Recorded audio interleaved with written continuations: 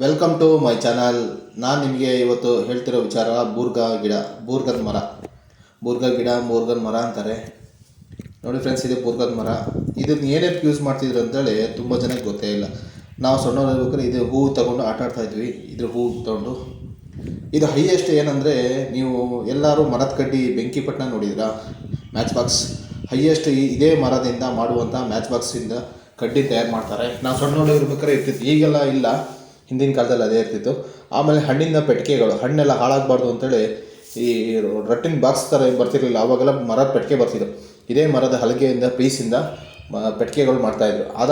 ನಂತರ ಕಾಲ ಬದಲಾವಣೆ ಆದಂಗೆ ಈ ಗೋಬಿಗೆ ಕಡ್ಡಿ ಬರುತ್ತೆ ಗೊತ್ತಾ ನಿಮಗೆ? ನೀವೆಲ್ಲರೂ ನೋಡಿರ್ಬೋದು, ಗೋಬಿ ಕಡ್ಡಿ ಮಾಡ್ತಾರೆ. ಇದೇ ಮರದಿಂದ ಬರುವಂಥ ಗೋಬಿ ಕಡ್ಡಿ ಮಾಡ್ತಾಯಿದ್ರು ಹಿಂದೆ. ಈಗ ಏನು ಮಾಡ್ತಾರೆ ಅಂತ ನನಗೆ ಗೊತ್ತಿಲ್ಲ. ಹಿಂದೆ ಯಾರೊಬ್ಬರು ಹೇಳಿದ್ದು ಇದೇ ಥರ ಕಡ್ಡಿ ಮಾಡ್ತಾರೆ ಅಂತೇಳಿ. ರಾಮಗಿಳಿಗಳು ಇದೇ ಗಿಡದಲ್ಲಿ ವಾಸವಾಗಿರ್ತವೆ ಹೈಯೆಸ್ಟಾಗಿ. ಈ ಹೂವು ತಗೊಂಡು ನಾವು ಇದಾದ ಗಿಡದ ಹೂವು, ಇದರಲ್ಲಿ 2 ಥರ ವೆರೈಟೀಸ್ ಹೂವುಗಳಿದೆ. ನಿಮ್ಗೆ ಇನ್ನೊಂದು ಹೂವು ಸಿಕ್ಕಿದಾಗ ನಾನು ತೋರಿಸ್ತೀನಿ ಯಾವ ಥರ ವೆರೈಟೀಸ್ ಇದೆ ಅಂತೇಳಿ.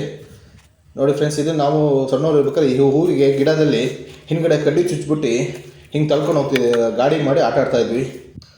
ಸಣ್ಣದಾಗಿ ನಿಮಗೆ ಒಂದು ಪುಟ್ಟ ವಿಡಿಯೋ ಮಾಡಿ ತೋರಿಸಿದ್ದೀನಿ. ಇದೇ ಥರ ವೀಡಿಯೋನ ನೋಡ್ತಾ ಇರಿ, ಸಬ್ಸ್ಕ್ರೈಬ್ ಮಾಡ್ತಾ ಇರಿ.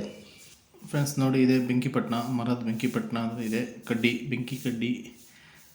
ಇದು ಸ್ಟಿಕ್, ಗೋಬಿ ಮುಂಚೂರಿ ಎಲ್ಲ ತಿನ್ನೋಕ್ಕೆ ಮಾಡೋದಲ್ಲ, ಇದೆ ಸ್ಟಿಕ್ ಮರದಿಂದ ಮಾಡೋದು. ಎಲ್ಲ ಇದೇ ಮರದಿಂದ ಮಾಡೋದು. ಇದೇ ಥರ ನಮ್ಮ ವಿಡಿಯೋ ನೋಡ್ತಾ ಇರಿ. ಇನ್ನೂ ಅದ್ಭುತವಾದ ವಿಚಾರಗಳನ್ನು ನಿಮಗೆ ಹೇಳ್ತೀನಿ. ಮಂಗ್ ಅಂತಾರ, ಬೆಂಗ್ ಅಂತಾರ ಮಾಡೋರು ವೀಡಿಯೋನೆಲ್ಲ ನೋಡ್ತೀರಾ.